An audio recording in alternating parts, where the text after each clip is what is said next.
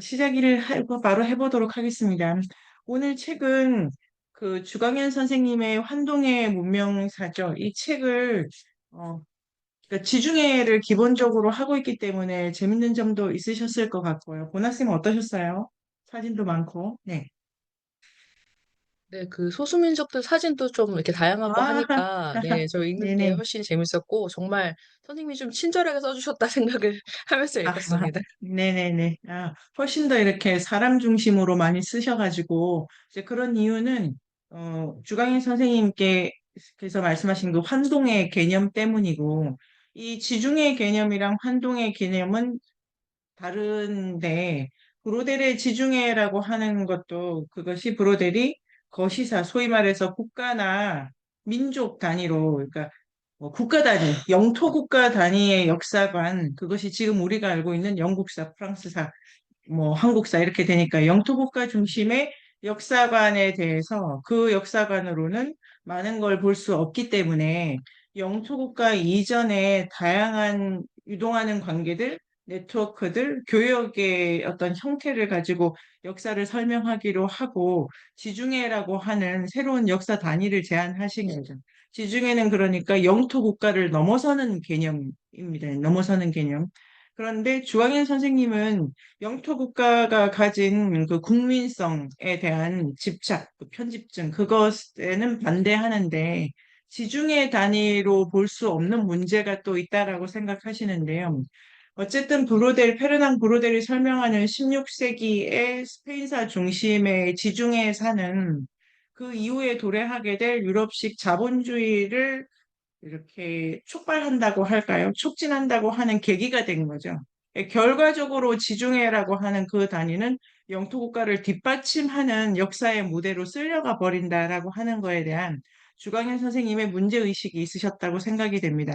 주광현 선생님의 환동에는 기본적으로 이 우리나라 동해, 그러니까 대한해협 시작하는 그 입구부터 해가지고 동해, 그 다음에 오츠크를 쭉 따라 나가는 그 과정의 전체를 환동의 개념으로 포함하시는데요.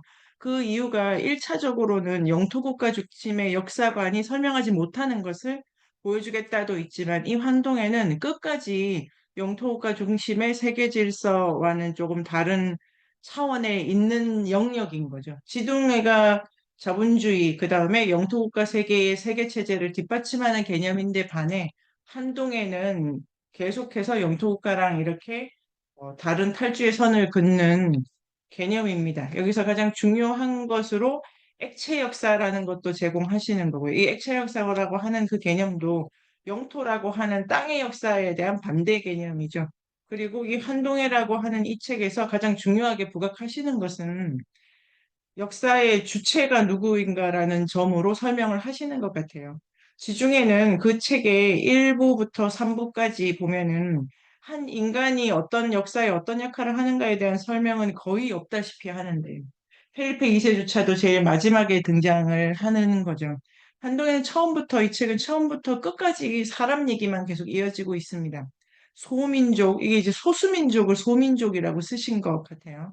이 작은 사람, 작은 민족 단위의 이야기들을 계속해서 해나가는 것의 의미, 그 작은 민족의 이야기들은 영토 국가가 확립되고 난 이후에 계속 묻히기도 하고 핍박되기도 하고, 이제 그래서 사람을 계속 부각시키고 있기 때문에 여기서 아주 인상적인 사람들 많이 만날 수 있을 것 같고, 특히 데르스 우잘라는 이게 데르스 우잘라에 대한 설명도 조금 나오고, 데르스 우잘라 를 찍은 아르세니예프라는 그 군인이자 민족학자, 인류학자에 대한 얘기도 좀 나오고 자연과학자 나오고 그다음에 데루스잘라가 속한 골디족에 대한 설명도 또 나오고 이렇게 계속 이렇게 나오게 되는데요.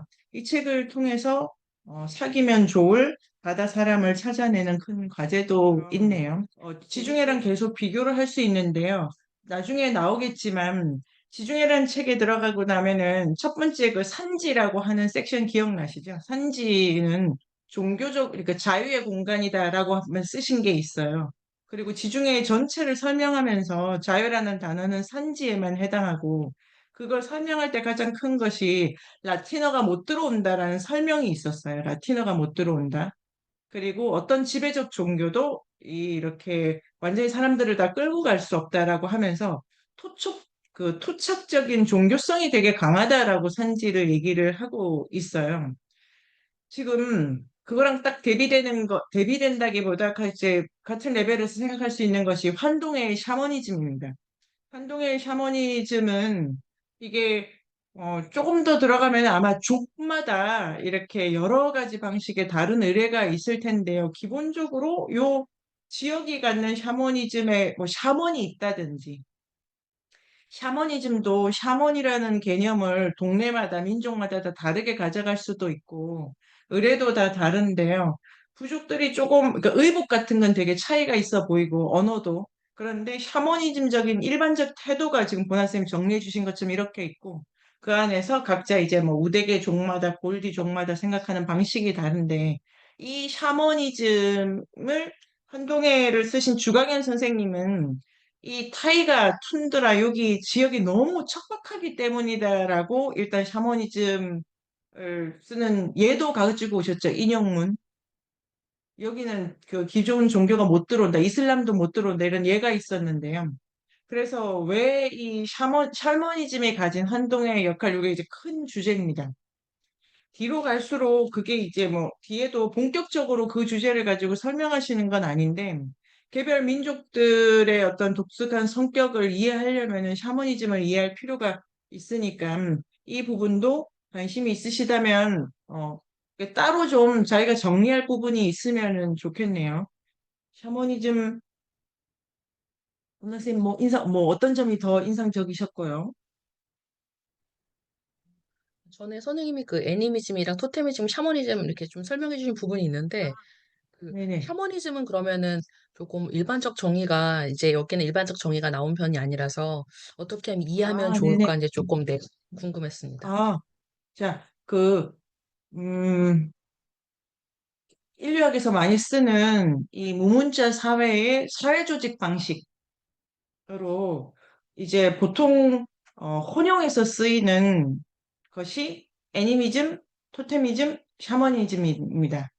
저는 이것을 순서대로 개념을 가져가면 좋다고 생각하는데 1번이 애니미즘입니다. 애니미즘은 정의가 만물의 영이 있다 에서 출발하면 다 될 것 같고요. 그 영이 만물에 있다. 이게 가정형이고 능력 개념이기 때문에 영이 있을 수도 있고 없을 수도 있습니다. 그런데 인간뿐만이 아니라 모든 동식물에게는 영혼이 있다라고 하는 그 세계관이죠. 그래서 지금 이 샤머니즘이라고 하는 이것을 애니미즘으로 바꿔도 됩니다. 왜냐면은 여기 이 사람들도 나무가 살아있다고 생각하고 돌도 살아있다고 생각하니까요. 일반적으로는 만물의 영이 있다. 사람만 영혼이 있는 게 아니다. 그 다음에 그러한 세계관을 바탕을 두고 내가 인간인데 우리 인간 여기에 다양한 영혼을 집어넣을 수가 있다. 그것을 토테미즘이라고 생각할 수가 있습니다. 토테미즘은 정의가 집단 구성의 문화적 논리인데요. 우리 부족의 영혼을 뭘로 가져갈 것인가? 그러니까 애니미즘에서 출발해서 가지고 올 수 있죠, 이 개념을. 그럼 우리 부족의 영혼은 곰을 가지고 오자, 이런 식입니다. 우리 부족의 영혼은 그러면 다람쥐를 가지고 오자, 이렇게 되는 식인 거죠. 이 부족의 정신적 표상을 다른 영혼의 고유한 특성과 힘으로 이렇게 가지고 오는 것이 토테미즘입니다.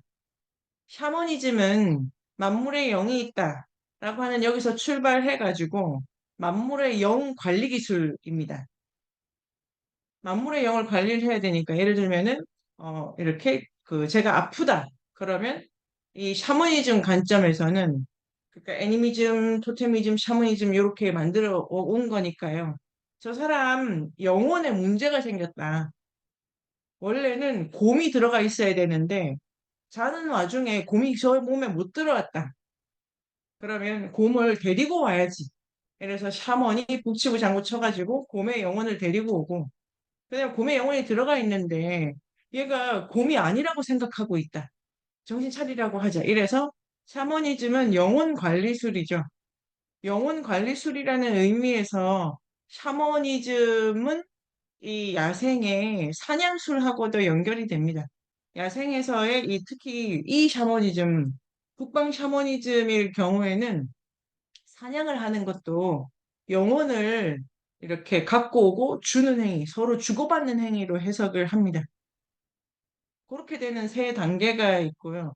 이 샤머니즘 같은 경우는 미르치아 엘리아데 그 비교 종교학을 하신 엘리아데가 따로 이렇게 중요하게 책을 다루고 있는 만큼 이 지역 샤머니즘이 갖는 독특한 점이 있다고도 하네요. 이 세 개를 가지고 그러면은 출발할 수 있고요. 보나쌤께서 정리를 하고 꼭 보나쌤 생각을 한 문단 넣게 그렇게 가져가시면 좋을 것 같아요. 한동일 경우에는 그 완전히 그 북쪽이 쑥 빠져나가잖아요. 그 위로 그 홋카이도를 중심으로 해서 그 위쪽으로 오호츠크해 지나가지고 혹 이렇게 큰 바다로 빠져버리지 않습니까? 베링해까지도 쭉 빠지면서. 근데 지중해는 양쪽 끝이 지브롤터랑 보스포루스 해협으로 그 입구가 매우 작게 열려 있어요. 매우 작게. 그래서 지중해를 내해라고 브로델이 말한 적이 있죠. 내해라고. 그러니까 훨씬 더 근데 열려 있는 것도 어떤 식으로 열려 있냐면은 그 위에 산맥을 오르락 내리면서 이렇게 열려 있어서 지중해가 열려 있는 방식은 지중해 계속 열려 있다고 해도 해협을 통해서 해협은 정말로 그 특별하게 관리되었었고 해협을 통해서 열려 있다기보다 육지를 통해서 열려 있게 설명을 하는 거고 한동해일 경우에는 완전히 바닷길로 열려 있기 때문에 우리나라 동해일 경우도 서해랑 다르다. 서해가 완전히 접해서 이거는 갇힌 바다라고 개념을 가져가졌으니까 주강인 선생님의 그 기준을 보면 지중해는 다 갇히기도 한 거예요. 앞을 다 마주보고 있고 그래서 이 글 과제 같은 경우에 열린 뭐 액체 역사라고 하는 것도 생각할 수 있고 열렸다라고 하는 것이 이 여기 책의 제일 중요한 개념인데 정도랑 수준에 따라서 좀 더 비교할 수도 있겠습니다. 진희쌤의 앞부분에 이렇게 두 차원으로 나눌 수 있다고 잘 정리해 주신 건 좋고 여기 요거 잘 살리셔가지고 나중에 탐구생활 인트로 쓰시면 좋다고 생각이 들어요. 우리가 왜 바다를 공부했는가에 대해서 흔들리는 관점이고, 우리가 국민국가를 비교하는 건 아니지만, 우리가 왜 육지로부터 공부를 하지 않았는지에 대한 우리 이유, 속도에 대해서, 그 다음에 중심과 주변, 그 다음에 뭐 안과 밖 이런 이분법에 대한 우리 태도 이런 거에서 요거는 진지쌤이 여기를 기반해가지고 탐구 생활의 인트로에 맞게 쭉 만들어 가시죠. 그렇게 지금 만들어 가시면은 글을 모으는 데도 좋고 그 다음에 정리하는 데도 좋고 그 가장 중요한 차이는 사람을 어떻게 보느냐에 있습니다. 이 두 책이. 우리가 도달하기를 바랄 수 있는 하나의 지점이 두 저자의 인간관이죠, 인간관. 얘는 아주 이 어렵고 그 사람이 어떻다라고 하는 정의를 쓰지 않기 때문에 그런데 아주 재미가 있어서 사람에 대한 태도, 역사에 대한 일거를 가져가 보도록 하겠습니다. 첫 시간이어서 대부분은 역사 이야기를 하게 됩니다. 이 역사 이야기를 하게 되고 일단 재영쌤의 발표를 들어가기 전에 23쪽 있지 않습니까? 23쪽. 23쪽에 저는 선생님들하고 이렇게 글도 많이 쓰고 싶고 어떤 문제에 대해서 이제 같이 얘기를 하는 것이 참 좋죠. 그 시간이 없는 거지, 우리가. 그런 시간을 이제 꾸준히 가져가면 좋은데 23쪽에 첫 번째 문단 있잖아요. 첫 번째 문단. 첫 번째 문단 제가 읽어보겠습니다. 읽어보면은 한동에는 어느 곳이나 시원하며 청명하며 담백하다. 한국, 일본, 러시아 등 한동해의 전반적 특징이다. 수심이 깊고 갯벌이 없으며 강한 바람이 상시로 불어닥쳐 모래 언덕이 있을 뿐 군더더기가 없는 풍경이다. 그다음에 이렇게 하고 마지막 문단에 지구 어디를 마지막 지구 어디를 다녀도 한동해처럼 상큼한 바다는 의외로 드물다. 한동해는 그것이 일본이 되었건 한국이건 러시아건 동일한 청량함으로 우리를 대한다. 그게 일차적으로 요렇게 그 따로 글을 문장을 쓰는 훈련을 하는 시간이 있어야 그 문장력과 실력이 느는데요. 이 앞부분 좋다고 생각합니다. 이 앞부분. 그러니까 공부로도 좋은데 요거 하나 정도를 이번 주에 가져가셨으면 좋겠고 손으로 필사를 딱 해보면은 띄어쓰기 어떻게 되는지 확실히 알죠. 어느 곳이라든지 그 다음에 러시아 띄우고 등이라든지 이런 띄어쓰기도 중요하게 보는데 가장 중요한 거는 장소를 설명하고 있지 않습니까? 장소를. 동해가 청량하다. 이거는 되게 주관적인 거고 그 청량함을 수심이 어떻고 갯벌이 없고 뭐 이렇게 이제 그 설명하는 문장 있잖아요. 위에 보면은 시원하다, 청명하다, 담백하다 이런 어휘라든지 이런 게 좀 쓸 수가 있다는 것도 알면 좋고 요런 부분을 제주답사를 갈 때 연습을 한번 하면 좋을 것 같아요. 그러니까 낯선 공간에 대해서 이게 이제 재영쌤이 하시는 작업, 재영쌤이 글도 쓰시지만 우리가 이렇게 어떤 글로 대상과 상황을 설명하잖아요. 이게 되게 좋더라고요. 그래서 이런 문장을 요 정도로 어떤 공간을 설명할 수 있다 이렇게 되어 있고 여기가 바다가 매우 청량해. 우리가 오호츠크까지는 본 적이 있는데 그 바다의 청량함이랄까. 뭐 잉크색 바다 그러니까 바다를 설명하는 앞에 꾸미는 말 같은 거 듣고 역사학자들이나 뭐 정치 외교학자들이 아, 그 바다 거기다 이렇게 설명하 바로 가더라고요. 잉크색 바다라고 했으니까 그건 서해가 아니고 어디다 뭐 이렇게라든가 그런 것도 포함해가지고 이 특정한 지역을 설명하는 방식을 연습해보자입니다. 그래서 일단은 재영쌤의 첫 번째 페이지를 그, 가볼까요? 그 프롤로그 부분에서 이제 그 처음은 이제 방금 말씀해 주신 대로 그 지역에 대한 그 이 한동해의 그 지역에 대한 설명들을 조금 해주시고 명칭에 대한 얘기를 이제 조금 하시거든요.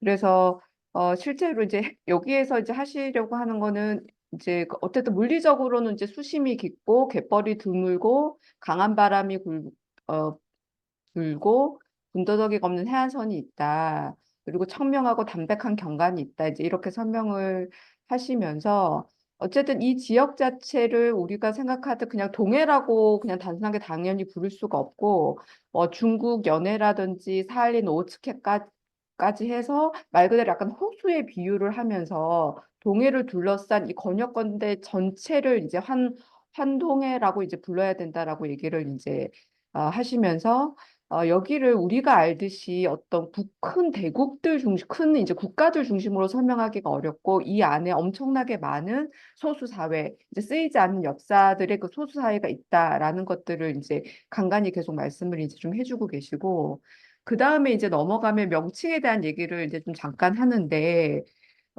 이 기본적으로는 사실 지역 중심으로 명칭을 붙이는 거에 대해서 조금 이렇게 약간 좀 약간 이렇게 비판을 하고 계시고, 심지어 우리가 동해라고 쓰는 것조차도, 실은 이제 약간의 이제 꼭 이래야 된다 이런 생각이 아니라 이것도 다시 우리가 좀 재고해 봐야 된다, 이제 이렇게 태도를 가지시는 것 같아요. 근데 이제 그럼에도 약간 일본해와 동해의 약간 미묘한 그 신경전에 대해서는 약간 여기서도 좀 그걸 표현을 하고 계셨던 것 같은데 어쨌든 그 역사적으로 봤을 때는 동해 같은 경우는 기원전 59년부터 2000년 이상 지속이 됐고 사실 일본해 자체는 일본이라는 국호 자체가 7세기 이후에 만들어졌기 때문에 일본해라는 그 명칭은 더 뒤에 만들어졌을 것이다. 그래서 사실 동해와 일본해라는 그 말 자체도 굳이 따지자면 이제 동해가 먼저다 이렇게 얘기를 하시고 이제 중국은 워낙에 그 지역 자체보다 방위 위주로 그 지역들을 이제 명칭하는 게 있어서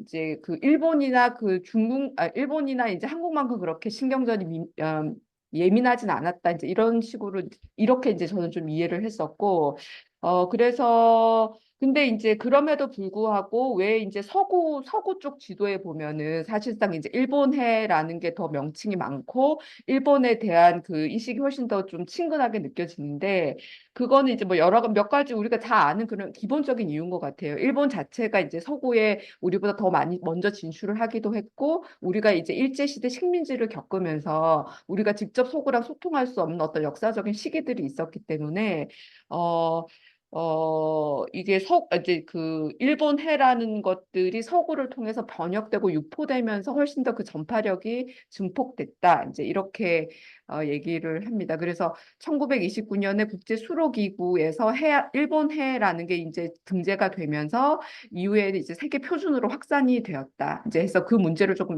여기 이 파트, 초반에서 이 파트를 조금 짚고 넘어가시고 있고요.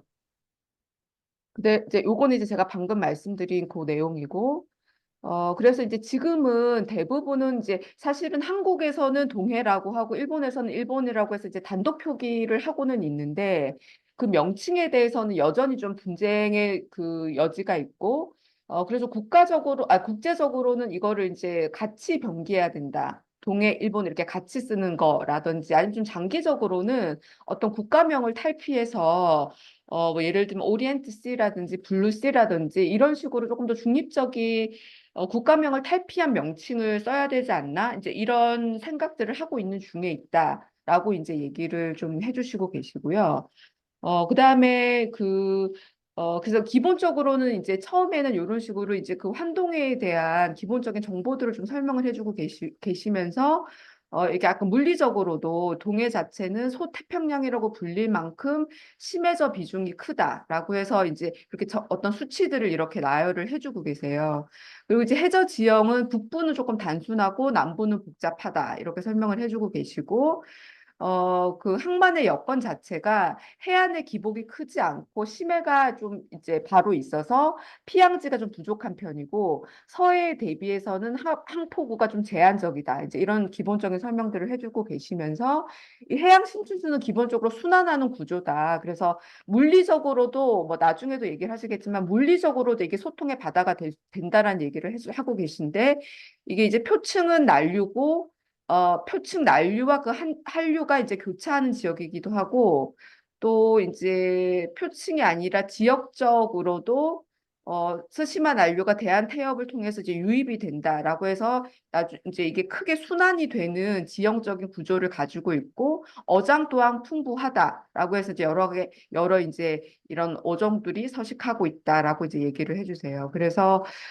여기에서 이제 강 중심으로 연어의 길이 놓이고 이를 따라서 한동의 소수민족 여러 집단이 분포하고 있다. 이 물리적인 조건들을 따라서 이제 이렇게 기본적인 정보를 처음에 설명들을 해주고 계십니다. 그러면서 이제 그 다음 파트로 이제 넘어가면서 이 한동에 대한 그 해석이나 이제 관점들이 조금 더 이제 선명히 이제 드러나기 시작을 하는데,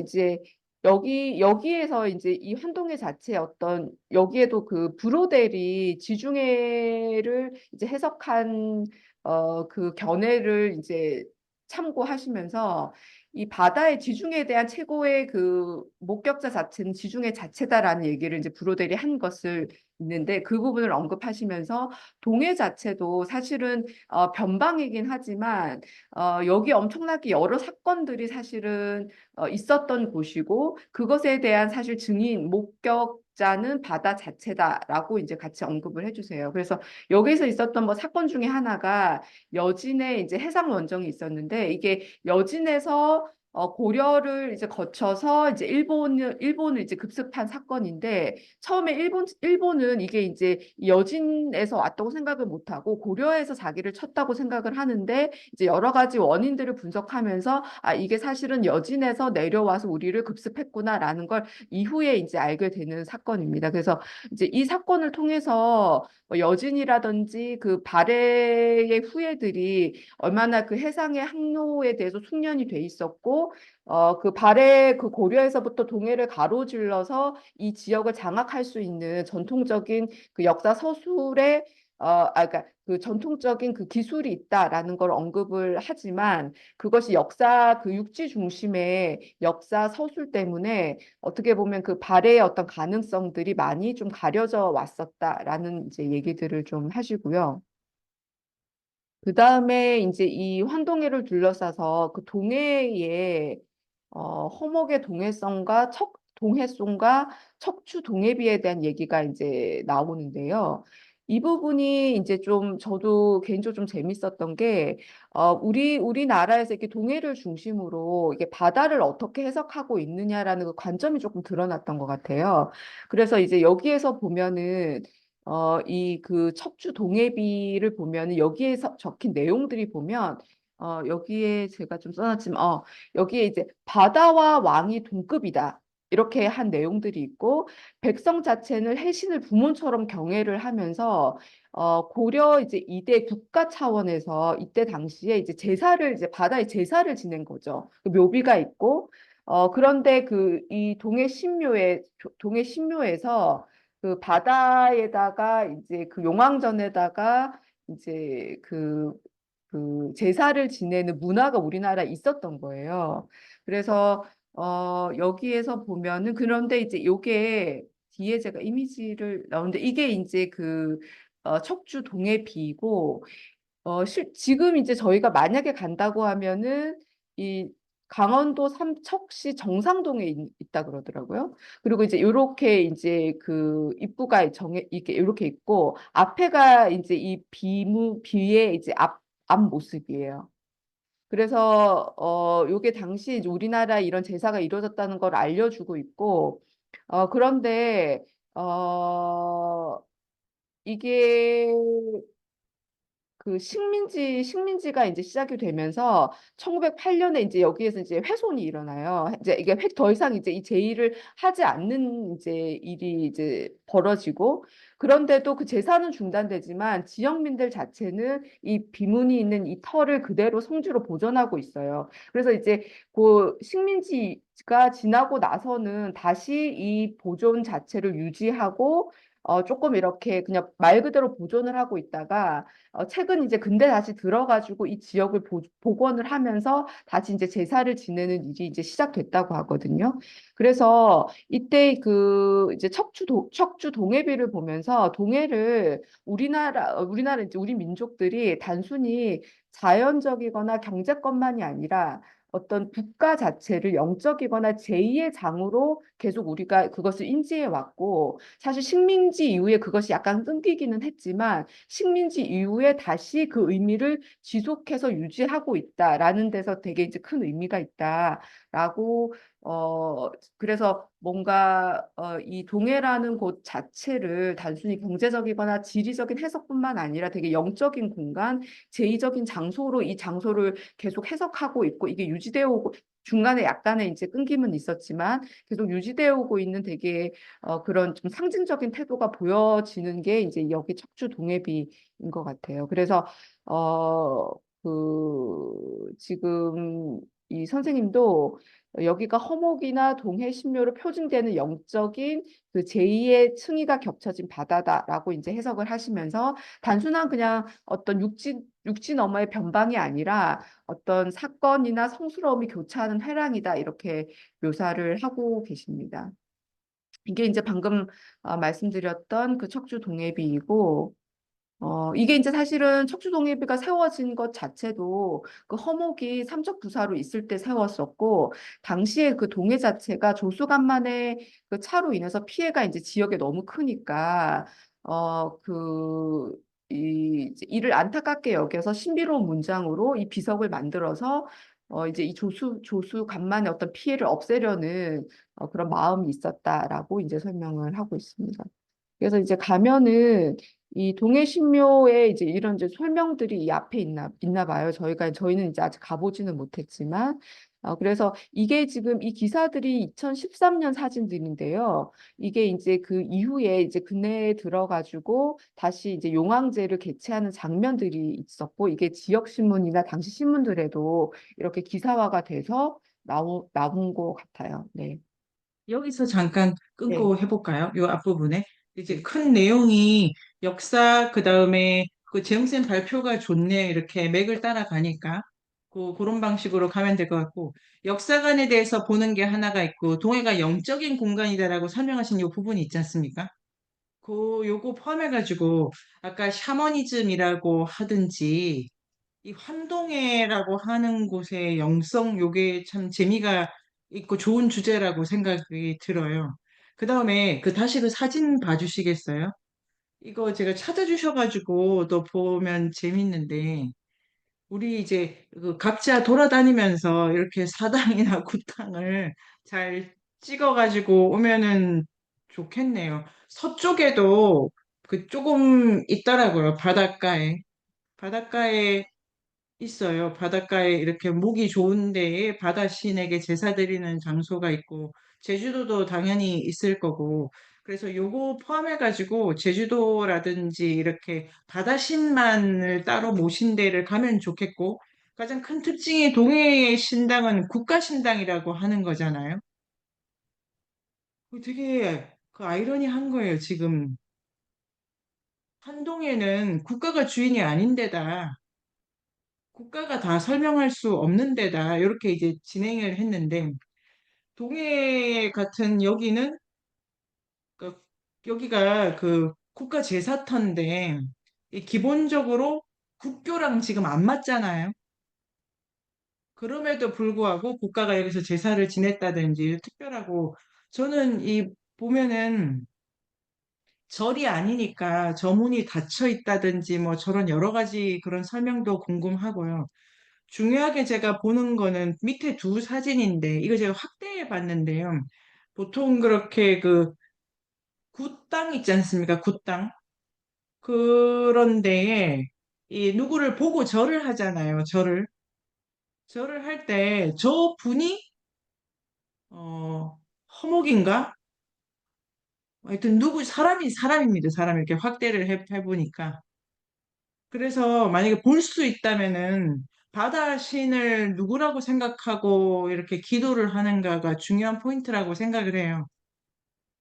저기 사람이 안 올 수도 있고, 뭐 용이 올 수도 있고, 그래서, 그 사당이 재미가 있고, 그래서 나라에서 바다 신을 위해 구슬한다는 것, 이렇게 생각해 보고 싶은 부분이 있고요. 또 우리가 장생포 고래박물관을 갔었어요. 장생포 고래박물관에서도 그 장생포에 고래 잡으러 갈 때 제사 지내는 사당이 있었다라고 하는 그 섹션이 있었거든요. 되게 오래된 섹션이다. 그래서 요 굿을 한다는 것 자체가 국가적으로 보면 되게 그 국가의 종교는 아니라는 점에서 재미가 있고 그럼에도 불구하고 바다 신에 대한 어떤 태도라고 하는 게 국가가 있어도 계속 유지가 된다. 식민지 시대 때 완전히 짜그라들었다. 그리고 지금도 사람이 잘 모르는 데잖아요. 지금 이제 짜그라들어져 있는 거네요. 거기서도 거의 뭐 명목상 하고 있다면은 그런 거 포함해가지고 국가와 요런 당의 관계도 재미가 있고 또 샤머니즘은 뒤에서도 설명이 나오겠지만 이게 식민지 시대의 그 미신 타파 때문에 엄청나게 샤머니즘을 구박을 해가지고 거의 뭐 다 말살된 거나 다름 없는데 최근에 이렇게 부흥하는 거고 최근에 부흥한달까? 뭐 장기 지속이야? 이것도? 그래서 샤머니즘과 국가의 관계는 중요하다. 이렇게 하고요. 영적으로. 그 다음에 아까 그 잘 말씀해 주신 것 중에 이제 24쪽입니다. 24쪽. 24쪽을 어, 이거를 공부를 본격적으로 하려 치면은 요거를 인용을 해둬야 되는데요. 위에서 넷째 줄에 그 환동에 아까 그 강조했지만 쓰이지 않은 역사라고 해가지고 강조했지 않습니까? 쓰이지 않는다. 이거는 그 두 가지 의미가 있죠. 그들이 안 쓰는 거죠. 역사의 주체들이. 이게 유목민족이기 때문에 그 자기들의 역사를 글로 남기는 거에 대한 반감, 어떤 태도가 있습니다. 그래서 그들도 안 남기고 그들을 보는 사람 측에서도 보는 사람들은 다 영토국가의 그 시선으로 보니까 그들에 대해서 쓰지도 않는 거죠. 쓰이지 않는다라는 그 밑에 둘이 안 쓴다. 주인공이 안 쓰고 관찰자가 안 쓴다. 이거를 쓰고 싶고, 그거에 대해서 주광현 선생님이 그냥 되게 전문 용어로 쓰신 것이, 한동해가 여기가 전체가 이렇게 빨간 줄로 표시돼야 될 것 같아요. 역사적으로는 미궁이다, 미로다. 이렇게 들어가고 저렇게 막히고 뭐 너무 헤매게 되는 데다 역사적으로 그 다음에 그 이유가 유사무서다. 여기 유사무서를 동그라미 쳐도록 하겠습니다. 전체가 유사무서인데 이게 내용은 역사가 있는데 기록이 없다라는 뜻이죠. 그러니까 그들의 과거가 있는데 기록화되지 않는다. 쓰이지 않는다. 왜 쓰이지 않는가의 두 가지 이유. 이렇게 유목하기 때문이다. 정주민의 관점에서는 보이지 않기 때문이다. 이것이 아주 중요하고 이 차원에서 발표가 조금 더 진행이 되겠지만 먼저 보고 가면은 53쪽에 이 기준에서 이 책이 이렇게 이 책이 엄청나게 많은 정보를 주지 않습니까? 좀 더 읽어야 될 맥락이 뭐냐면 53쪽의 두 번째 문단. 사실상 이걸 제가 읽어보도록 하겠습니다. 사실상 아시아는 유럽적인 개념으로 20세기까지 그 지역에 사는 민족들은 아무도 아시아라는 개념을 받아들이지 않았다. 그 사람들은 그 단위도 관심이 없고, 그 다음에 변방과 중심이라는 관점은 동북아시아의 경우에 대체로 중국적 관점에서 비롯된 것이다. 변방 오랑캐에 관한 고대의 기록도 대체로 중국 문헌에 근거한다.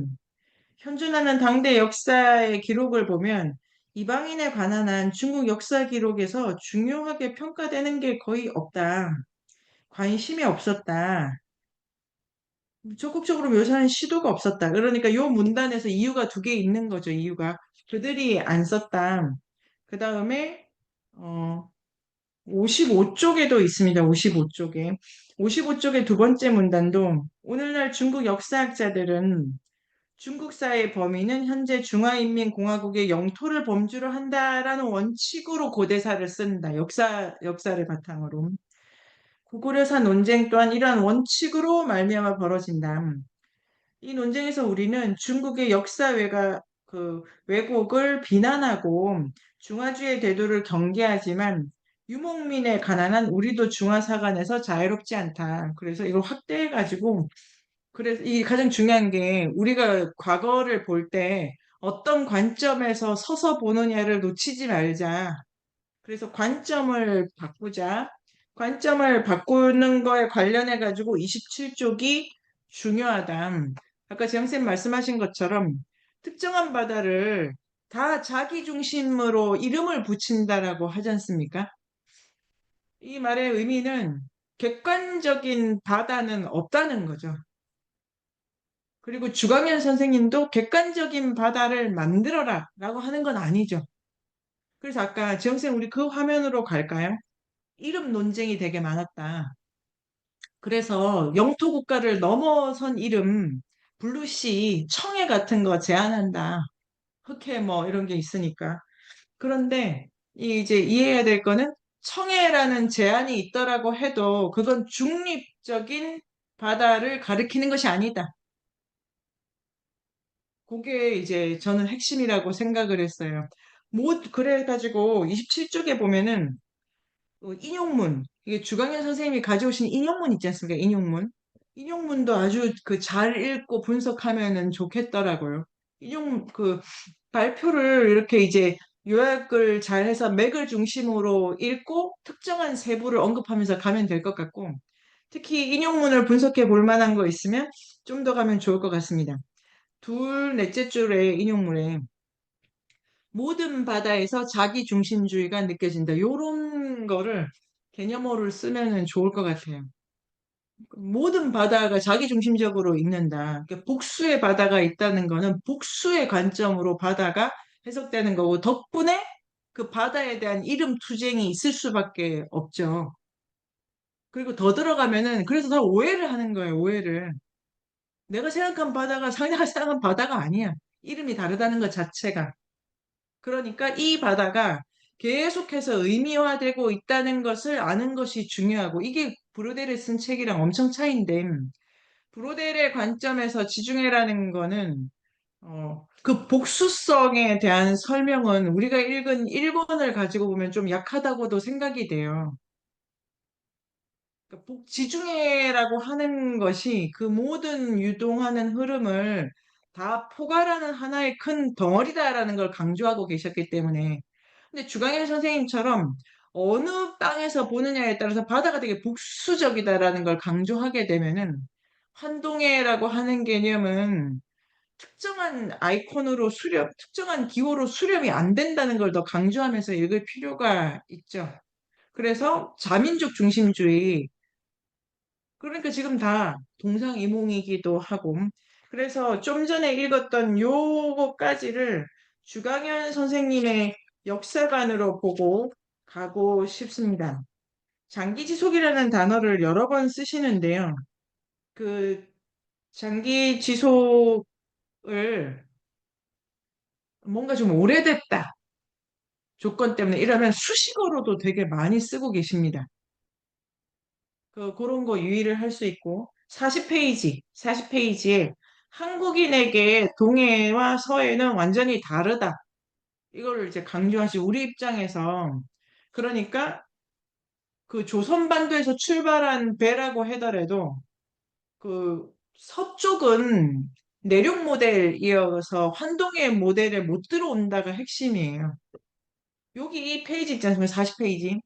40페이지에 서해 이러면은 우리가 그 왜 안산 이렇게 해서 박물관도 가보기도 했는데 안산하고 그 위쪽에 이런 바다들은 중국이랑 딱 붙어 있기 때문에 그거는 중국의 수도 중심에 호망에 포함되는 거고 한동에 안 들어온다. 이제 한동에 안 들어온다. 그러면 한반도도 바다를 기준으로는 이렇게 쪼개지는 거잖아요. 반도의 동일성이 아니고 서해 동일성, 여기 동일성.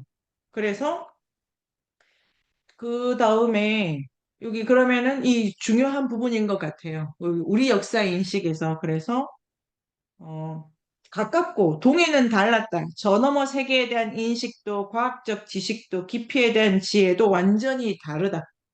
그래서 다른 사람들 요거 이게 됩니다. 그 다음에 울릉도를 포함해가지고 그 아니 그 누굽니까? 율곡도 그 홍길동 그 친구도 바다 나가서 나라 건설하는 친구 아닌가? 이상향을 바다로 가져가는 우리나라의 그 뭐 문화적 상상력 이런 것도 있고 근데 동해가 매우 신비하다 하고 자 요까지를 할 수 있겠네요. 어, 지금 어떤 드시는 생각이 있으실까요? 요 역사관 가지고 이제 끝까지 갑니다.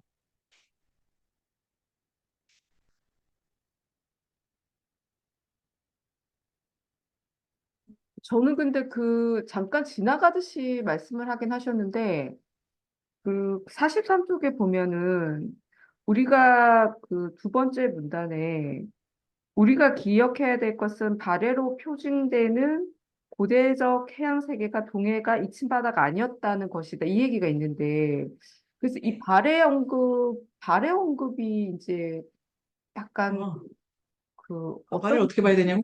예, 예. 아, 네네. 발해는 다다음 주에 엄청 나옵니다. 다다음 아, 주에 엄청 나오는데 발해사라고 하는 것에 대해서 발해가 고구려 기원이다. 또 뭐 아니면 여기는 어느 기원이다. 이래서 민족 중심으로 발해를 끊다 보니까 발해의 영역, 발해의 주인 이것이 편협하게 설정이 돼 있다. 음, 발에 사는 본격적으로 들어가면은 엄청나게 많은 이민족들이 함께 사는 시간이 있고, 그리고 광역 선도의 네트워크를 이용하는 데였기 때문에 거기서 발해를 일국의 역사로 다 끌어올 때 너무 많은 왜곡이 들어갔다라고 설명을 하시더라고요. 한반도 사이에서 지금 이게 그 발해 쪽으로 그 최대 발해 영토 여기 사진도 하지만 아주 위로 올라가지 않습니까? 가슴이 웅장해지네요. 이런 거 두고 하는 말 아닌가? 근데 그거를 보통 그렇죠, 그렇죠. 예, 바닷길로 따라서 쭉 올라가는 거로 설명을 하는 것이 가장 핵심적인데 영토를 더 늘리자라는 메시지는 아니고 영토를 늘리자기보다 회랑이다는 관점에서 그래서 바레사를 주목해 볼까요? 그다음에 그 바레사 하면서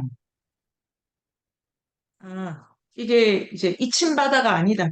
바레를 기억하자. 이렇게까지만 일단 점심 우리 가보죠. 바레 얘기가 네네. 좀 더 많이 나옵니다. 네네. 하고 그러면은 뒷부분 더 할까요?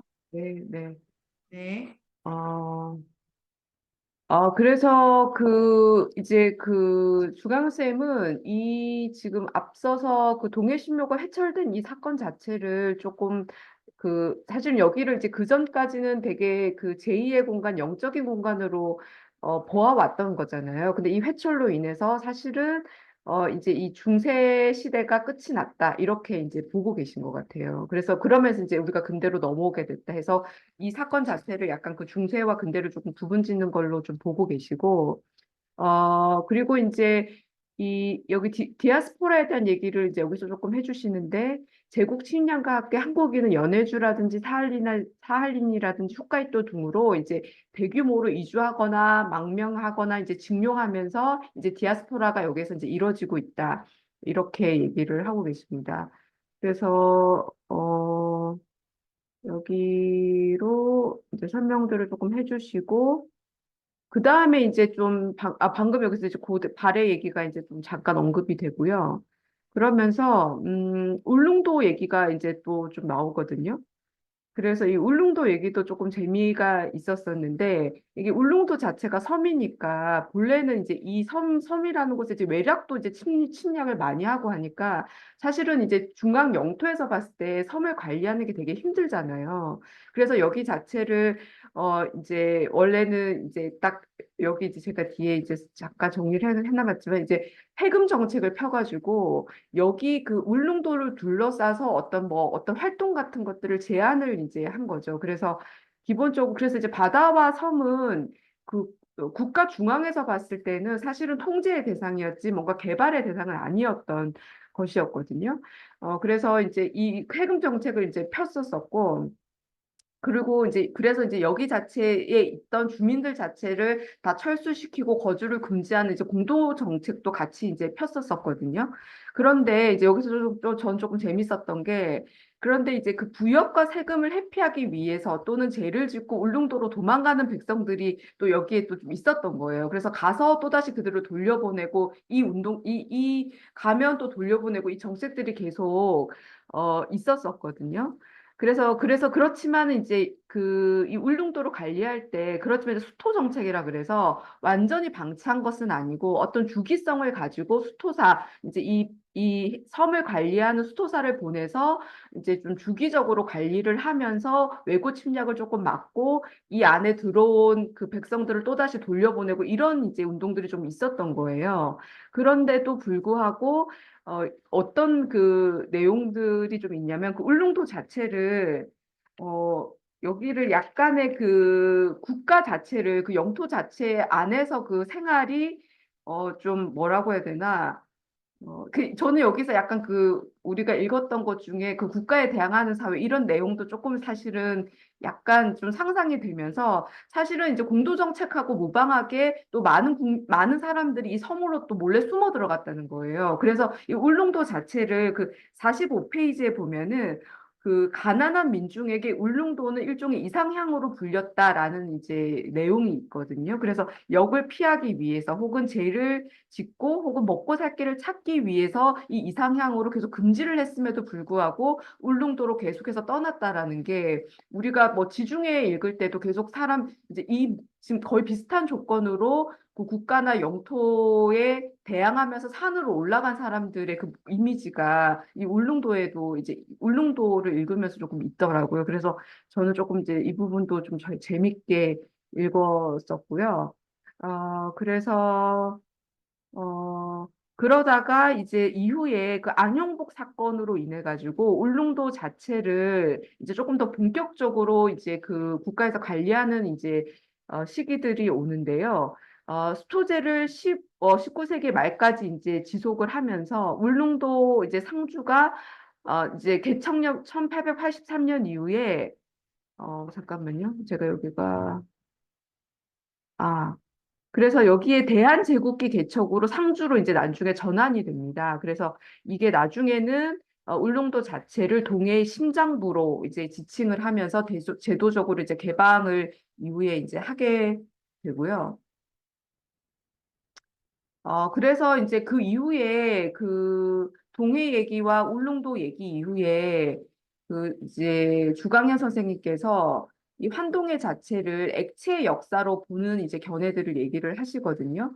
그래서 이제 그 브로델의 액체 사관을 적용해서 환동해 자체도 국가의 경계가 아니라 관계망의 역사로 봐야 된다라고 이제 얘기를 하시면서 동해는 북과 남을 잇는 그러니까 여기 길에 대한 묘사를 또 같이 많이 하세요. 그래서 우리 저기 그 직전에 읽었던 것도 지중해에서 그 도시와 길로 계속 그 지중해를 좀 묘사하는 부분이 있었잖아요. 브로델이. 그래서 그 부분도 저도 약간 좀 연상이 되기도 했었는데 동해는 북과 남을 잇는 소통의 길이고 브로쇼 북상로와 연동된 열린 바다다. 이제 이 얘기를 강조를 하시고 국민국가 중심의 그 시각적 한계를 좀 지적을 하시면서 홋카이도나 사할린이나 연해주 자체를 둘러싸고 있는 그 원주민이나 소수 민족의 바다였다라는 걸 강조를 하고 계세요. 그래서 이 동해사 자체를 우리가 국민이나 영토 국가 중심의 그 거대 구조 만으로 봐서는 안 되고 이 그 소수 민족들로 구성된 아주 작은 역사들이 있다. 그래서 이것들을 융합해서 다각도로 동해사를 봐야 된다라고 얘기를 하세요. 그래서 앞서 말씀드린 대로 한동해를 이제 길로 묘사하면서 소통의 길이다. 그래서 이제 길에 대한 이제 수식을 여러 개를 하시는데 이제 북방으로 가는 길이고 북방에서는 남방으로 가는 길이자 구로시오 해류가 북상하는 길이다. 그래서 이제 서해랑 약간 이렇게 좀 대비를 이루시면서 서해 자체는 그 중국하고 딱 붙어가지고 이제 정해진 길이라 그러면 동해 자체는 아무도 가보지 않는 열린 길이다. 이렇게 이제 묘사를 하고 계십니다.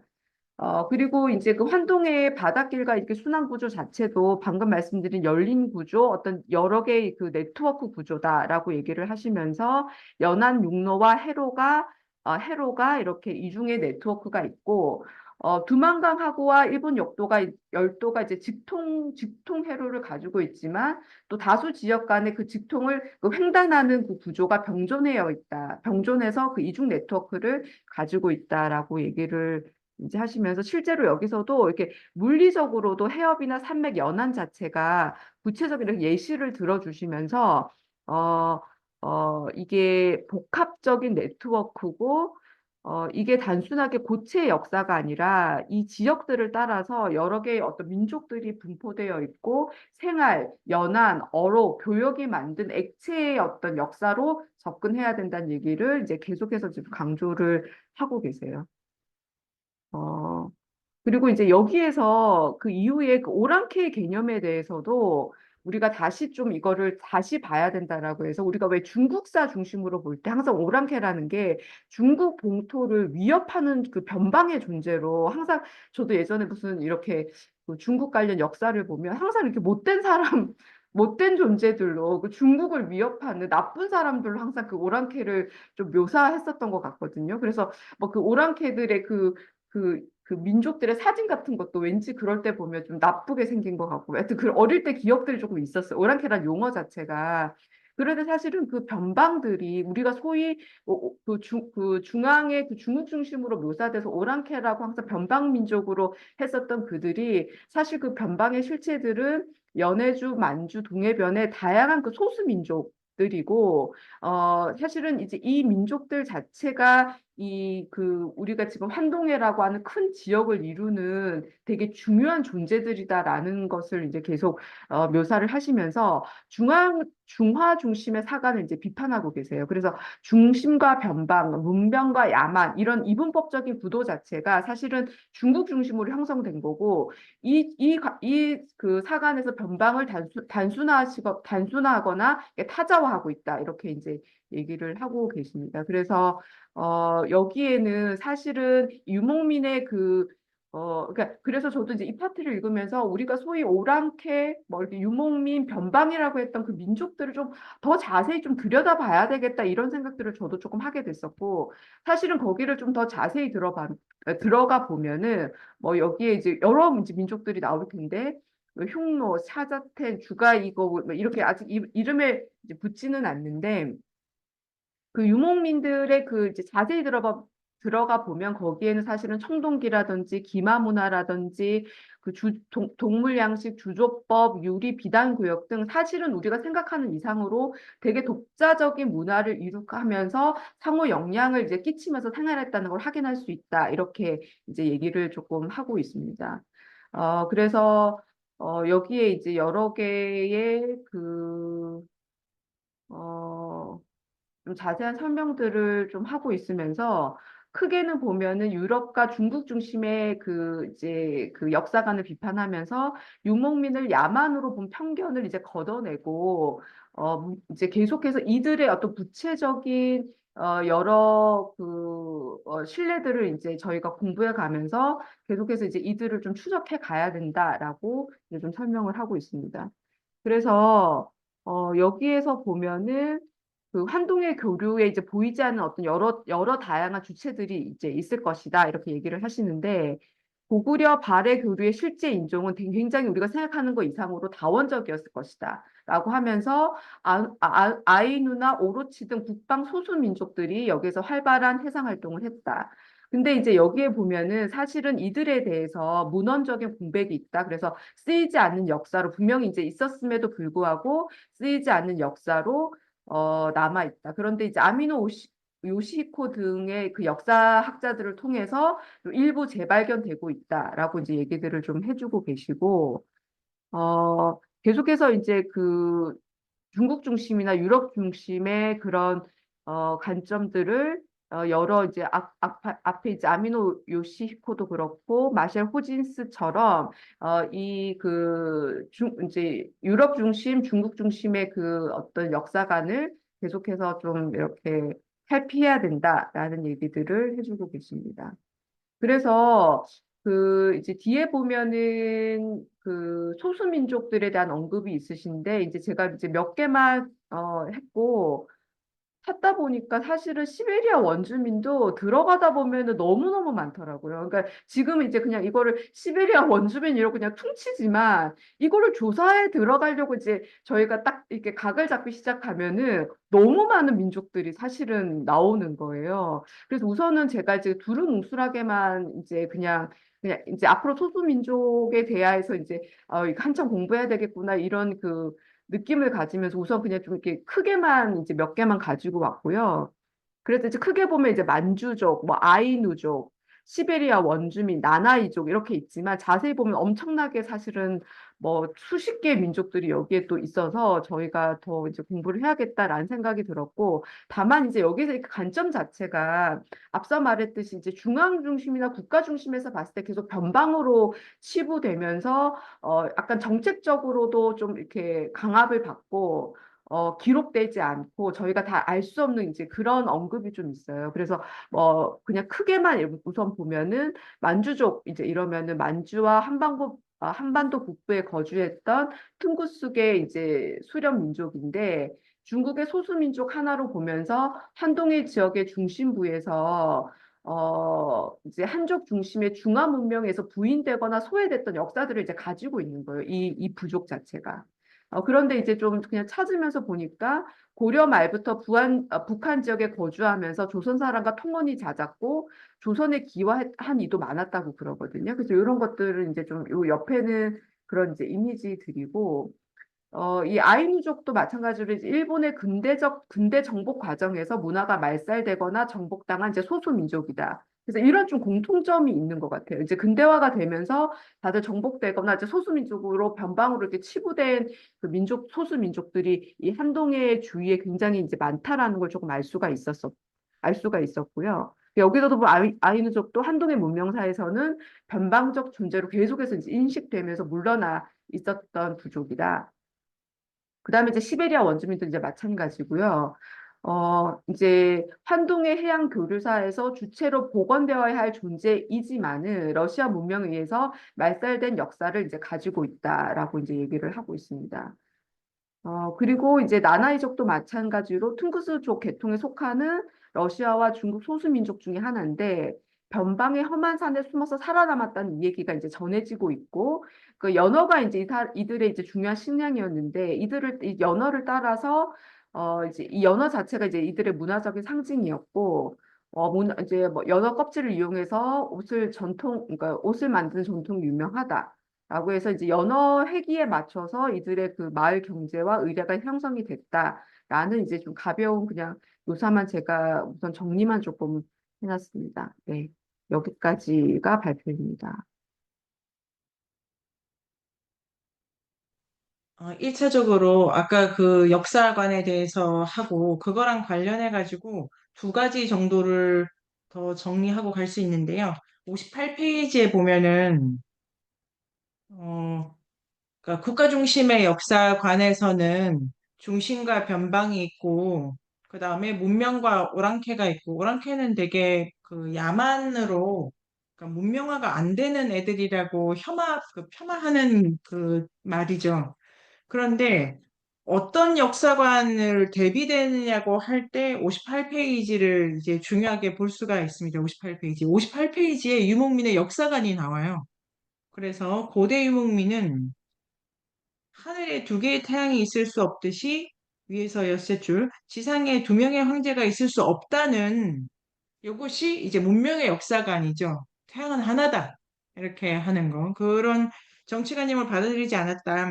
그들은 돌골 군주뿐만 아니라 중국, 고구려, 티베트, 키르키스 등 주변 나라를 지배하는 군주도 카간이라는 칭호로 불렀다. 이래서 자기들의 명칭을 주면서 주변을 야만인이라 규정하는 중국식 이론론적 세계관, 그러니까 국가는 계속 자기중심성에서 자기보다 못한 애를 이렇게 서열화시키기. 그게 이제 이론론적이다. 척도가 하나다. 달리 투르크인들은 다른 지역, 문화, 국가, 민족을 나름대로 독자적인 정치적 질서와 문화적 특징을 지닌 존재로 인정했다. 그러니까 다른 역사관이죠. 요 페이지 58페이지 중요하게 보입니다. 몽골 초원의 비석은 그동안 중국의 기록을 통해 우리에게 각인된 유목민은 잔인하고 미개한 문명의 파괴자라는 이미지를 벗겨내고 오히려 그들이 자신과 동등한 정치적 실체를 인정하고 다른 민족과 문화의 공존을 장려한 사람들이었음을 웅변해 준다. 그래서 이들이 그 하늘에 별이 많듯이 각각의 카간이 있다라고 해석한 이 역사관, 그래서 변병의 역사관에 다원적이다, 다중심적이다라고 하는 것은 이걸로 알 수 있어서 이제 유목민의 역사관을 알 수 있다. 그 다음에 만주족 같은 경우 이제 아까 여러 족이 나오는데요. 만주족은 그 중에서도 위상이 다른 것이 확인할 수 있는 거는 어느 시대의 만주족이냐를 물어야 되는데 만주족은 청나라지 않습니까? 청나라. 그러니까 제국화된 소수민족.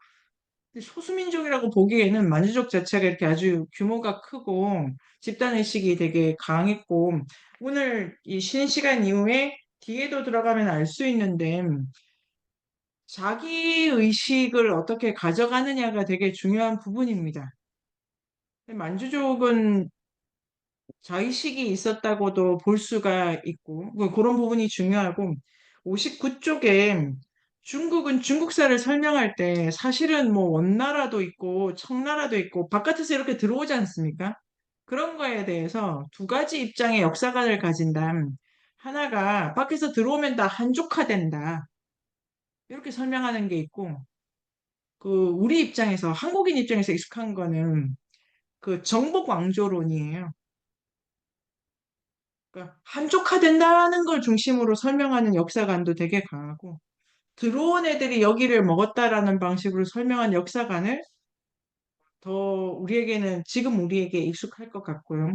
그런데 59쪽에 중국은 그 입장을 별로 안 좋아한다라는 역사관의 차이, 세부적으로 얼마나 다른 역사관들이 충돌하느냐에서 넷째 줄 북방민족과 한족의 대립을 강조하는 정복 왕조로는 민족 융합과 하나를 중국 역사의 필연적 결과로 인식하는 공식적 입장과 대립된다. 그래서 만주족을 되게 낮추어 평가, 내부적으로 낮추어 평가라기보다 해석을 또 다양하게 해 나가겠네요. 여기서 이제 가장 크게 역사관의 또 얘기까지를 다 했는데 조금 말씀 나누고 가보면 좋을 것 같아요. 편하게 얘기해 주세요.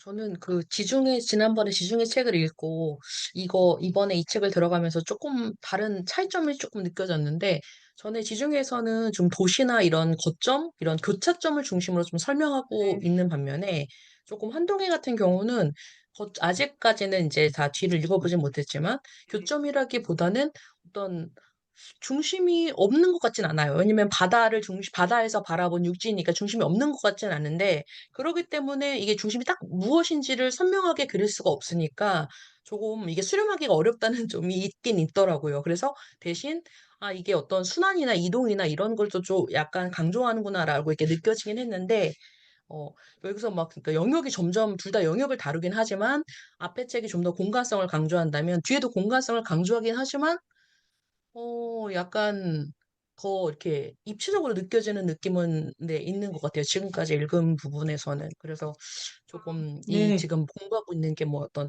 상호 연관성이라든지 진짜 다원적인 어떤 그런 것들이 좀 강조되고 있는 게 아닌가라는 생각이 들었습니다. 그 의외로 지중해라고 하는 책은 도시 중심으로 읽혔죠. 우리가 결국은 제네바, 베네치아, 콘스탄티노플 세 도시 남기고 읽은 거니까요. 근데 한동에는 처음부터 끝까지 그 도시가 그러니까 우리가 그러면 뭐 하바롭스크야 처음부터 끝까지 이렇게 갈 수가 없고 도시라고 하는 것이 지금 그 교류의 노드 이렇게 교차점이 되는 게 아니고 또 생긴다고 하는 건 다 러시아 중심의 이렇게 교차 도시 있죠. 군사 도시, 일부러 만든 도시 이렇게 돼가지고 지중해 그 도시는 그 보나 쌤이 아주 그 중요하게 보신 것 같고요. 이게 지금 장기 지속적 관점에서는 엄청나게 많은 해산물, 엄청나게 다양한 뭐 동물 모피라 그러면 그렇지만 그 고기들이 있는데 러시아 들어오고 나서는 이게 담비다, 뭐 뭐다 이렇게 해가지고 일원화되면서 그 교류 흐름이 그 통제되기도 하고 또 그런 거점 도시가 생기게 되는 점도 있어서 도시 중심으로 보는 것도 좋을 것 같고 길도 지금 다양하게 보는 것도 좋을 것 같고요. 또 하나가 그 지중해랑 차이를 보는 거는 우리가 있는 되게 독특하고 중요한 지점 같아요. 지중해 설명할 때 브로델은 이 지중해 너무 가난하다는 설명을 되게 많이 했어요. 밑에 사막하고. 근데 지금 이 한동에는 부자다 이렇게 설명하죠. 여기 있는 사람들이 기본적으로 그 바다에서 나는 게 뭐 해류가 심해류의 그 엄청난 그 보고죠, 보고. 그래서 엄청나게 풍족하다 해서 출발을 하고 물론 위에 타이가야 먹을 게 없다지만은 환동해를 끼고 있으면은 엄청나게 그 풍요롭다가 출발인 거예요. 시중에는 가난해서 사람들이 교육을 할 수밖에 없었다가 계속 강조되는 부분이고 여기는 풍요롭다 보니까 이렇게 저렇게 이제 흐름이 생긴다. 이런 것도 조건의 큰 차이여서 도시하고 물건 중에 어떤 물건이 제일 문제가 되나 이걸 보면 될 것 같습니다. 지금 일단 지금까지는 연어가 왔고 연어는 회기류이기 때문에 그것도 독특한 거고 연어 그다음에 이제 그 이후에 읽을 오늘 일장은 담비죠, 담비. 성질이 되게 걔가 쓸어가지 않습니까? 우리 데르스 우잘라도 담비 잡고 있고 그러고요. 또 조금 얘기 해보고 가요. 여기가 지금 근데 중요한 때네. 저는 약간 궁금한 게 이게 그냥 제 그냥 느낌적인 느낌인데 뭔가 그 지금 부족 얘기를 할 때 네. 훨씬 더 뭔가 더 이게 아직 확 아직은 정리되지 않은 너무 많은 이렇게 부족이 어, 있는 것 같은 그 막 막연한 느낌이 있거든요. 어떤 부족들이 지금 다 있는지는 모르겠는데 너무 막 그냥 지금은 너무 많다 이 느낌이 지금 현재 좀 있는데 네네.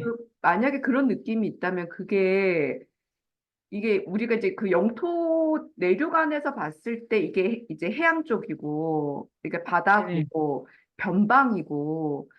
그렇기 때문에 어 어떤 그 뭐 예를 들면 그래서 사실은 그 뭐라고 해야 되나 그 바다가 그 해안이 갖는 그 변방이 갖는 그 특정 때문에 사실은 더 다양한 그 소수 민족이 살고 있었다. 이렇게 생각해도 될까요? 아, 사실 상관이 없는 그게 거니.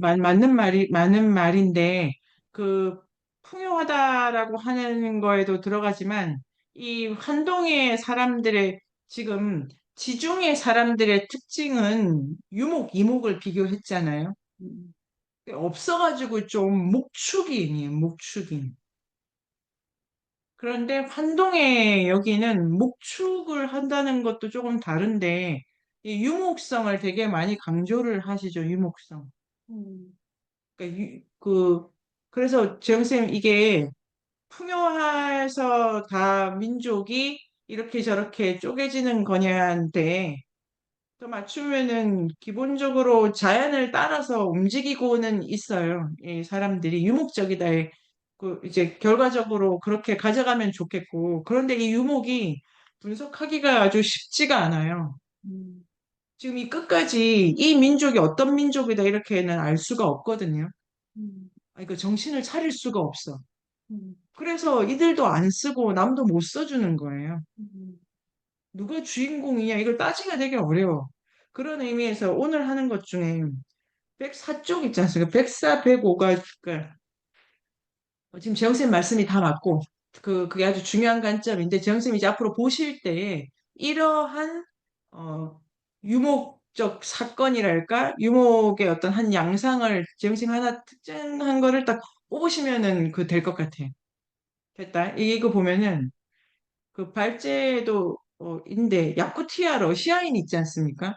이 러시아인이 본래 러시아 사람들 사는 세상에서 이렇게 쫓겨나고 도망친 사람들이잖아요. 그래가지고 이게 밀려온 거예요. 못 살아가지고. 그래서 밀려와가지고 이 사람들이 야쿠트족한테 되게 많이 배우게 된 거야. 이 사람들은 러시아인이고 그리스 정교를 믿기도 하고 막 그랬을 텐데 야쿠트인이 되려고 했어. 이런 기술이 재영쌤 그러니까 중요하죠. 음, 유목민이 된다는 게, 아, 좋아. 야쿠트의 저 멋진 기상을 보라 이런 게 아니고, 살다가 그들이 사는 모습이 너무 멋있고, 도와주고, 아, 저 기술을 읽으면 좋겠다 해가지고, 민족적 자의식이 되게, 그, 이거 설명할 언어를 참 찾으면 좋죠. 가볍다고 말할 수가 없고, 쫓겨나간 사람들이기 때문에. 그래서 야쿠트인이 되려고 했어. 19세기 야쿠티아의 많은 여행자들이 야쿠츠크 러시아인, 이게 되게 북쪽에 있잖아요. 뭐 거의 뭐 영하 70도까지 내려가는 엄청 추운 데 아니에요, 여기가? 유튜브 찾으니까 뭐 거기 겨울왕국인데, 거기. 그런데 이 러시아인들이 야쿠트어를 쓴대. 그러니까 이 유목민들이 말도 막 바꿔. 야쿠트를 배워. 그래서 이 쫓겨난 러시아인들은 자기가 야쿠트인이 되고려고 되게 노력하는 거예요. 지금 러시아가 주인인 세상이 펼쳐지지 않습니까? 18, 19 이렇게 올라오면은. 이게 되게 중요한 게 러시아 설명하면서 16세기 대항해 시대를 그 스페인, 포르투갈 가지고 생각하고 지중해 중심의 유럽 재편이라고 생각해서 태평양까지 간다라고 하는데 아니고 동시대의 러시아의 동진을 놓치면 안 돼. 물론 두 개는 성격이 다릅니다. 스페인하고 포르투갈 중심의 대항해 시대는 상인이 여는 거예요. 근데 러시아의 동진은 군대가 여는 거예요. 그래서 군대 역할도 되게 중요하고. 그런데 지금 러시아 시대인데 쫓겨나간 사람들이 유목민이 되겠다고 하는 이런 유목성이 있는 거죠. 이거 아주 재밌더라고요. 야쿠토를 썼는데 이주 러시아인은 특별한 기술, 전문적 경험이 아예 없고 그러니까 이 사람들이 어떤 사람인지 느껴지시죠? 여기저기 떠돌고 살 길이 되게 막막하고 이게 어쩌다 보니 이까지 온 거예요. 그런데 되게 세련된 사람들을 만난 거예요. 저는 이런 장면 되게 그 진짜 소설에나 나올 법하고 그래서 이 소장농들이 그냥 아예 잊었고 농경 기술 그 다음에 야쿠트인에게 반했어. 그런데 이게 이 문단 끝까지 중요한데 그런데 이 사람들이 자신들의 물질 문화, 언어 정신 이건 다 그냥 버렸어요. 의식적으로 버린 게 아니고 버려진 거야. 살다 보니까. 그럼에도 불구하고 뭘 남겼냐면은 러시아 노래 같은 거를 남겼고, 러시아 정교를 조금 보존했어. 이게 너무 너무 신기하죠? 그러니까 이게 이제 형식화할 수는 없는데, 그런데 이들이, 그러니까 러시아 행정기관 미비해가지고 되게 독특해진 거예요. 러시아적 종교 베이스의 야쿠트 생활 습성을 익혀가지고, 그 다음에 이 지역이 러시아 정부에서 유배지가 됐기 때문에 러시아의 그 범죄자들, 뭐 이상한 정치범들도 쓸려온 거야. 그리고 이제 야쿠트를 해. 그런데 18세기 야쿠츠 그 있지 않습니까? 여기는 동부 시베리아 수도가 됐고 총독이 주재를 했고 또 교역이 일어나가지고 온갖 종류의 그 105쪽에 온갖 종류의 유배자 언어 사회계 그 콧구멍이 찢어진 살인범 이거 어디 소설에서 나왔나 봐. 콧구멍이 찢어진 살인범 무슨 이런 묘사가 있을까? 그런데 뺨에 불로 낙인 찍힌 도적 너무 무서운 도시 아닐까 지금 이게? 그런데 거기가 난폭 잔인한 사람들이 막 있는 세계가 됐는데 요게 중요해. 그 다음은 나는 20세기로 들어오면은 야쿠트인의 민족 운동이 생긴 거예요. 이 민족성은 뭐 어떻게 가져가야 되는 거예요? 야쿠트의 본래적 성격이라고 하는 게 아니고 어떤 습속? 러시아에서 이탈자들, 그다음에 총독, 그다음에 온갖 불황아 이렇게 합친 그 동네에서 민족운동이 일어났어요. 이 민족운동은 105쪽에 따르면은 매우 일찍 일어난 민족운동이다. 타이가 지대의 보전의식이 있다. 이 민족운동 되게 이상하잖아요. 유목민의 정체성으로. 그래서 이게 케이스가 엄청 다양해가지고 책을 읽는 끝까지 야쿠트인을 뭐라고 해야 되라고 하는 이게 되게 그 지정하기가 어렵고 거기서 헤매기를 자 그러면 재영 쌤은 어떤 생각이 더 드십니까? 이게, 예, 아니, 방금 말씀하신 대로, 그러니까 유목도 그냥 그 전에 너무 좀 막연하게 그냥 유목, 그냥 이렇게 네네네. 생각한 것 같은데, 지금 하신 말씀을 들으면서 이거 되게 이제 면밀히 봐서 그 안에도 되게 그 결의 어떤 미세함들이 있겠구나 이런 지금 상상이 되거든요. 네. 예, 이게 되게 예, 복잡하고 특히 예. 여기는 러시아 이들이 러시아 노래를 보존하고 러시아 종교의 어떤 그 이거를 좀 보존을 했어요. 그 민족 운동을 하려면은 사람들을 이렇게 어중이 떠중인데 쫙 모아야 되잖아요. 그 중핵을 설정해야 되죠. 민족 운동을 하는 거는. 근데 유목이 그러기가 쉽지 않은데 됐다는 거잖아요. 이게 됐다는 거는 이게 그 역사책을 정말로 면밀히 읽어야 되는데 왜 이렇게 된 거지? 음, 엄청나게 바깥에서 뭉치지 않으면 살 수 없게끔 쪼아붙인 힘이 있다고 생각할 수가 있어요. 그냥 민족 운동을 안 해요. 그냥 민족 운동을 하는 게 아니고, 그 다음에 이게 엄청나게 이 이민족들이 지금 몰린 거예요. 아주 수세에 몰려 있어. 그리고 여기서 읽어야 될 게 오늘 1장에서 그 메시아 운동이에요, 메시아 운동. 음, 20세기에 메시아주의 종교가 또 쫙쫙 싹을 터요. 그게 유목민들이랑 결합을 해. 음, 지금 메시아주의는 그 자체로 되게 특별한 종말론이에요. 음. 메시아주의는 종말론이더라고요. 인류학의 숲으로 초대합니다. 인문세닷컴에서 만나요.